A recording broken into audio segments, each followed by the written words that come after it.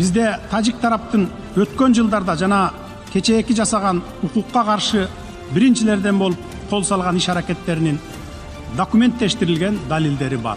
Президент Садыр Жапаровдун 20 сентябрда Бириккен Улуттар уюмунун башкы ассамблеясында сүйлөгөн сөзүнөн соң эл аралык уюмдар, чет мамлекеттин өкүлдөрү жана журналисттери тажик аскерлеринин агрессиясынын тийгизген кесепеттерине көңүл бура башташты. Атайын келишип, чек ара тилкесинде жайгашкан айылдарды кыдырышты. Тажик баскынчылыгынын жыйынтыгы кандай болду деп алып келдик. Азыр учурда көрүп баары таанышты.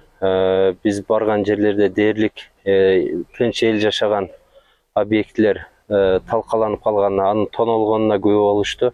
Биз ушул максат менен дүйнөлүк коомчулукка болгон окуянын объективдүү жеткирүү, чындыкты коомчулукка, дүйнөлүк коомчулукка жеткирүү максатында уюштурганбыз. Азыр ошону көрсөтүп жүрөбүз. Чет өлкөлөрдүн журналисттери жана өкүлдөрү Тажикстандын Варух анклавына чектеш турган Капчыгай айылында да болушуп, мыкаачылык менен тонолгон жана өрттөлгөн турак жайларды өз көздөрү менен көрүштү.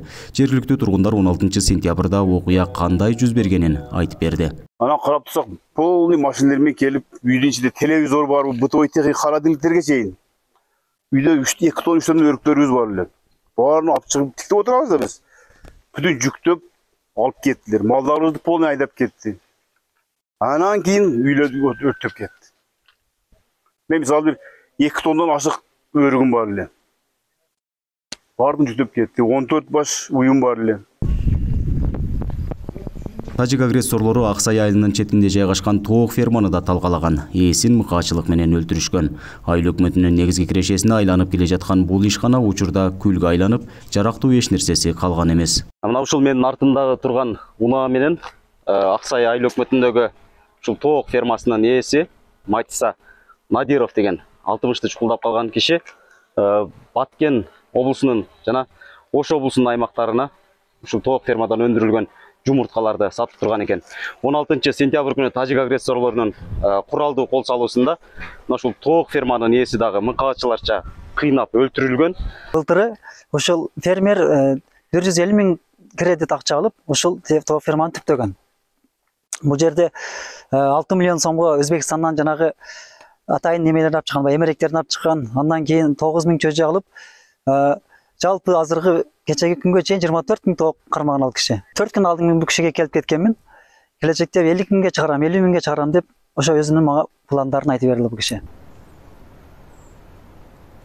Ушундай эле мыкаачылык менен тажик аскерлери Баткен районунун Достук айылында тоноп, турак жайларды өрттөшкөн.